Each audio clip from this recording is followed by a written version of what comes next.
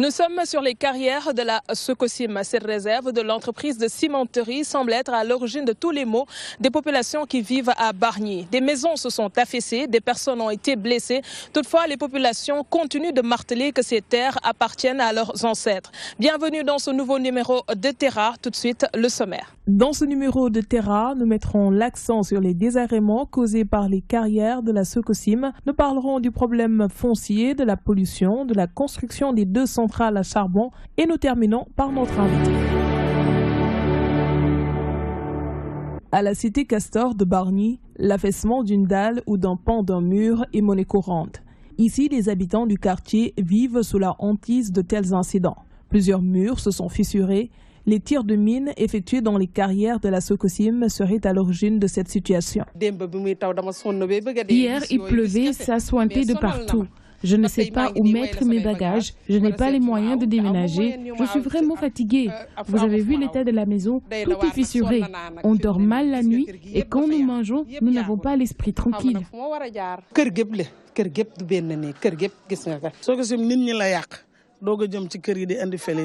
La Sococim a rendu malade beaucoup de gens. À cause d'elle, plusieurs maisons sont endommagées. Même les élèves ont du mal à apprendre l'esprit tranquille à cause des détonations. Des blessés, il n'en manque pas. Le dernier cas en date reste l'effondrement d'une toiture d'un atelier de couture sur 2 femmes.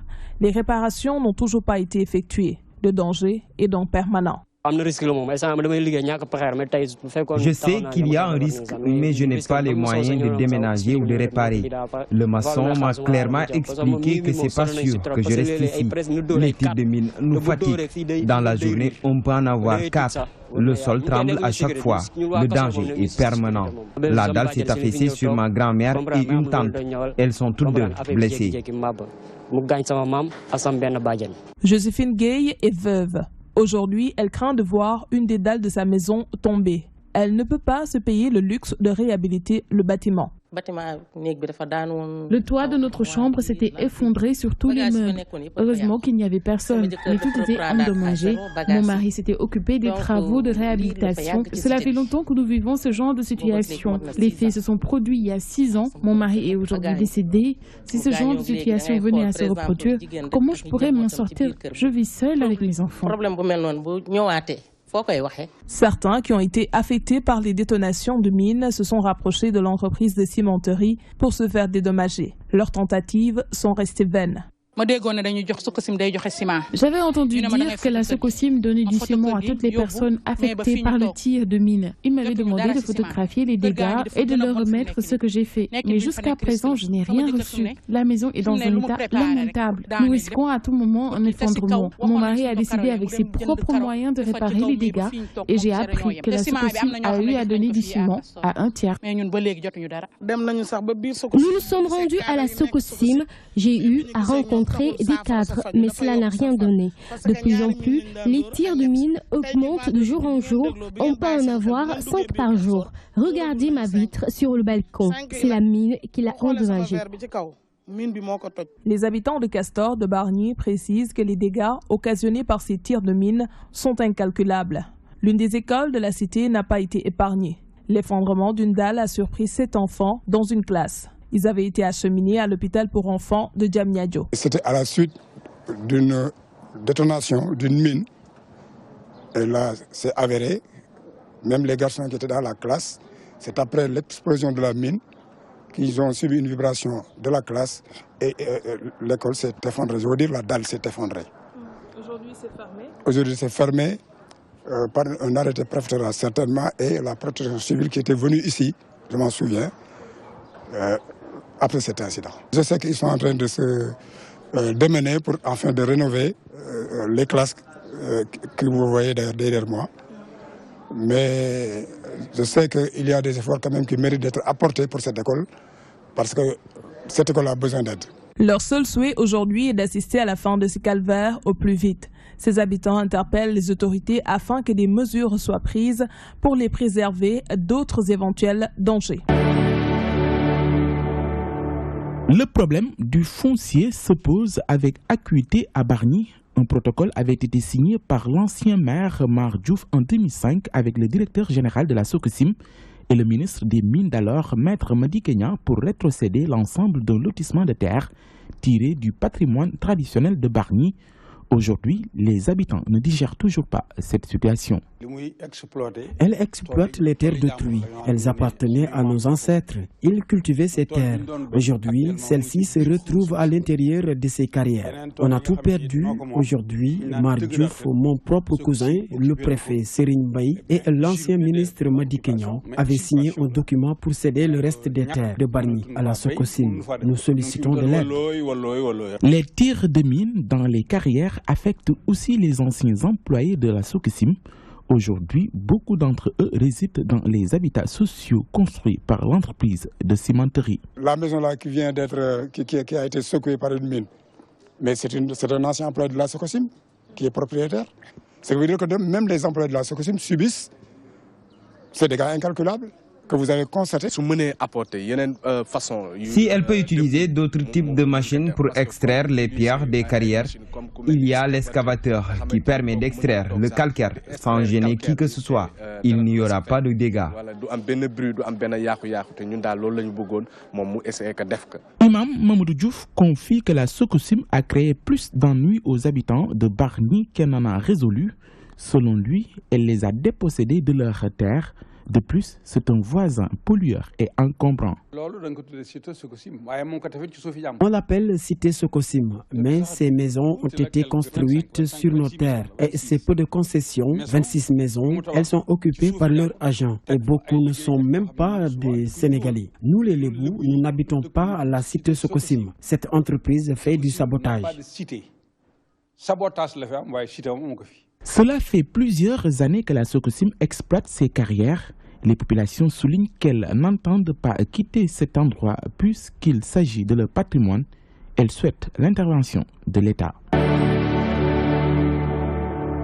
Derrière moi, vous apercevez les installations de la Sococim. Nos tentatives de nous rapprocher pour essayer de vous montrer l'ampleur de la pollution ont été vaines. La brigade de sécurité de l'entreprise a interpellé notre équipe de tournage. Nos images ont été supprimées, ce qui a été fait bien entendu. Mais sachez que les plaintes qui ont été effectuées par les populations sont avérées. La pollution sur le site est vraiment extrême. La route qui mène à Sococim est blanchâtre. Les arbres couverts d'une couche poussiéreuse, un composant qui vient ainsi des pierres extraites des carrières de la société de cimenterie. Les populations de Bargny tombent souvent malades à cause de cette poussière inoculée. La poussière avec les enfants, c'est difficile. Beaucoup tombent malades. Nous tous dans la cité vivons le même calvaire.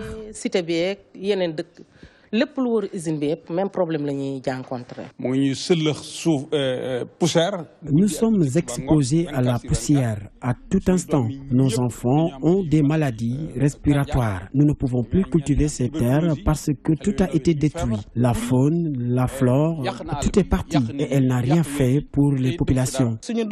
Les enfants ont la toux, même les adultes ne sont pas épargnés. Les structures sanitaires ont du mal à assurer notre prise en charge. Chaque fois, ce qu'on nous dit, c'est qu'il est difficile de vous soigner parce que vous habitez avec le mal qui vous ronge. Bargny souffre de l'érosion côtière, de la pollution occasionnée par la cimenterie Sococim. Comme si ces nuisances ne suffisaient pas, l'État du Sénégal est en train de construire 2 centrales à charbon sur le périmètre de la ville. Un projet fortement contesté par les populations qui veulent sa délocalisation. Le président de la République, Macky Sall, était tout récemment au COP21. C'était pourquoi? Pour le changement climatique. Et nous, on fait du charbon aujourd'hui. 2 centrales, deux centrales. Ici à Bargny, on ne peut pas supporter toute cette pollution-là. Il y a la Sococim qui est là. Il y a 2 centrales qui sont installées ici à Bargny. Et nous les populations bargnoises, on avait proposé une centrale solaire ici à Bargny. On a des partenaires qui peuvent venir pour une alternative. On n'est pas là juste pour critiquer et critiquer. On essaie de trouver des solutions pour nos conditions de vie. Ces 2 centrales électriques, d'une capacité chacune de 125 MW, sont financées à hauteur de 35 milliards de francs CFA par la Banque africaine de développement. G109, Une organisation environnementale basée dans la commune ne veut pas en entendre parler. Quand les centrales commencent à fonctionner, ils produisent de la cendre. Des tonnes de cendres par jour. Ces cendres-là, son aire de propagation s'étend sur 100 km. Même Dakar, même Thiès ne sera pas épargné. Les pêcheurs affectés par les régions côtières qui sont relogés sur le site qui doit accueillir ces deux centrales à charbon craignent pour leur avenir. G109 soutient que si ces deux centrales venaient ainsi à être implantées, Bargny sera pris en otage entre ces installations, les régions côtières et la Sococim. Alors, vous êtes toujours dans votre émission Terra. Nous sommes avec notre invité, le maire de la commune de Bargny, qui nous a fait l'honneur de nous recevoir aujourd'hui. Monsieur Gaye Abdou Ahmed Seck, je pense que c'est bien ça. Merci de nous accorder cette entrevue. Merci, Aram, de vous être déplacé pour nous donner l'opportunité de se prononcer sur un événement majeur pour Bargny et pour le département, qui est le Conseil interministériel et ministériel délocalisé de Rufisque et Dakar. Aujourd'hui, quels sont les points sur lesquels vous aimeriez que l'équipe gouvernementale se penche pour pouvoir les solutionner? Avant toute chose, permettez-moi de revenir sur cet exercice consistant à se rapprocher des populations, effectivement, pour essayer de, en tout cas, faire ressortir les ressentis de la part des acteurs qui vivent, agissent, prévus pour les populations victimes de l'avancée de la mer. Ce site a été octroyé par le gouvernement de l'époque à la centrale à charbon. Nous, quand on est arrivé, bien évidemment, c'était une double injustice. Ils subissent d'abord les régions côtières, et puis ils se retrouvent dépourvus, en tout cas, de parcelles qu'on leur avait initialement attribuées. Bien évidemment, nous avons engagé les discussions. Et le préfet, l'État donc, a accepté, nous a saisis dans ce sens pour nous dire que ces parcelles seront intégralement remboursées. Je veux dire, recasées. Et depuis lors, avec les services de la préfecture et les services déconcentrés, nous avons cherché partout et nous poursuivons ces recherches pour trouver une assiette au moins de 29 hectares. C'est l'assiette de ce lotissement initialement prévu et qui a été attribué, disons, à la centrale. C'est des populations qui vivent à côté de la mer. Bien évidemment, c'est un cadre de vie assez agréable. N'eût été le problème de la région côtière, quoique, qui est en phase d'être résolu, mais il faut aller plus loin au niveau de cette centrale à charbon. C'est vrai qu'on a raté une période quand les études d'impact se faisaient, quand le conseil municipal de Bargny validait, etc., etc. Oui, ils ont effectivement tous les documents nécessaires pour engager ces travaux. Ils sont, disons, comment le dire, en tout cas, les cutus de l'étude d'impact ont été livrés. Le conseil municipal a validé, oui, clairement. Mais cela ne suffit pas parce que nous avons de fortes inquiétudes. Mais vous savez, il faut élargir cette problématique par rapport au pôle urbain. Je disais que centrale pôle urbain est beaucoup plus proche que centrale mairie de Bargny. Et donc, on va avoir une cohabitation sur un bassin de population. Aujourd'hui, Bargny 60 000, à peu près 80 000. Quand le pôle urbain d'ici 5 ans, 10 ans, le bassin de population sera au moins de 100, 150 000, voire plus. C'est pourquoi nous en appelons là aussi au respect de la réglementation. Je l'ai dit tantôt, nous sommes pour le respect de la loi. Quand vous dites pôle urbain, vous êtes de ceux qui disent que le pôle urbain de Diamniadio, comme on l'appelle, fait partie des terres de Bargny. Je ne dis pas que le pôle urbain de Diamniadio fait partie de Bargny. Il y a des décrets qui sont très clairs et qui organisent les limites des différentes communes. Il faut qu'on parle sur la base factuelle, sur des bases factuelles, sur des décrets qui existent. Le pôle est assis sur plusieurs communes. Bargny, Diamniadio, Mbambilor, voire Sébikotane. Donc, de manière factuelle, et nous avons une assiette très importante, 40 voire 50% de cette assiette dans la commune de Bargny. J'en reviens aux centrales. Aujourd'hui, vous ne craignez pas qu'il y ait plus de pollution avec leur implantation dans votre commune? Les études ont été validées en 2008-2009. Les cutus délivrés. C'est factuel. Le conseil municipal de l'époque, qui avait aussi donné son cutus, c'est un élément factuel. L'autorisation de construire délivrée par le ministre en charge de ces questions, notamment le ministre de l'Environnement et le ministre de l'Urbanisme. Ils avaient tous les documents pour démarrer les travaux. Ils en sont à un niveau d'avancement de projet Et bien évidemment, par rapport à ça, notre responsabilité, c'est de demander le respect de la norme environnementale.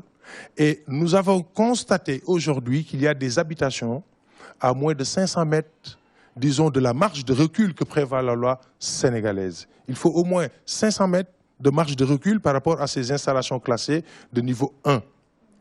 Nous l'avons posé sur la table. Nous avions convoqué ici l'ADEC, les promoteurs de cette centrale et l'ensemble des organisations citoyennes et environnementales qui agissent sur les questions si sensibles d'environnement et de cadre de vie. Une série de discussions est engagée, tous les acteurs étaient présents, la direction de l'environnement, la mairie de Bargny et toutes les associations environnementales de Bargny, et nous allons poursuivre ces discussions. Tout ça pour que les projets qui viennent chez nous s'inscrivent parfaitement dans le respect de la loi sénégalaise. Vous êtes confronté également à l'érosion côtière. Aujourd'hui, on peut avoir une idée du nombre de personnes qui ont été affectées par le phénomène de l'avancée de la mer? Nous avions à l'époque plus d'une trentaine de familles qui étaient touchées. Et les premiers secours, si je puis dire, en vivre, en appui pour un relogement, ont été organisés. Mais ce que je disais à l'époque, c'est que clairement, il faut que l'on vienne pour voir l'état de la catastrophe, assister les familles. Ça ne vous a peut-être pas échappé que le président de la République, lors du conseil à Pékin, ait déclaré que Rufisque-Bargny bénéficie d'une enveloppe de 10 milliards pour faire des digues de protection, parce que c'est le problème le plus important en matière de coûts, parce que c'est des milliards. Venons-en au problème de Bargny. On a parlé tantôt d'environnement. Respect des normes environnementales par rapport aux entreprises qui sont chez nous.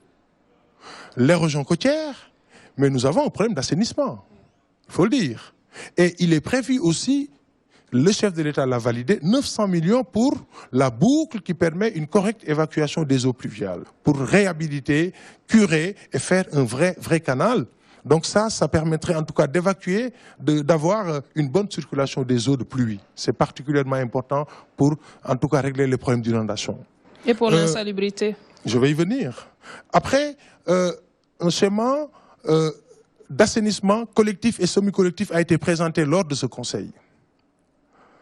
Sur le plan aussi sanitaire, Bargny manque d'hôpitaux. On veut un hôpital de niveau 1. Ça a été effectivement, c'est dans le document. Et la réhabilitation des postes existants et une maternité à Ganaouraï, c'est-à-dire que là où il y a les extensions de Bargny. Sur le plan des infrastructures, nous avons présenté un important projet ambitieux de réhabilitation des voiries qui sont aujourd'hui dégradées et surtout de création de voiries nouvelles dans un secteur qu'on a appelé Bargny-Ville Verte, le secteur contigu au pôle urbain. Nous avons travaillé avec les services de l'État sur ce projet parce que, je le dis, nous voulons de ce pôle. Par contre, nous souhaitons aussi que les familles qui disposent de droits coutumiers ou de droits simplement parce qu'ils ont entretenu ces terres, soient correctement indemnisés. La règle, c'est que quand on n'a pas de papier qui date d'après 1964, l'État considère que c'est le domaine national. À partir de là, c'est les exploitants qui ont entretenu la terre qui sont indemnisés. Des fois, je vois une famille venir me dire, c'est nos terres et ils ont indemnisé X.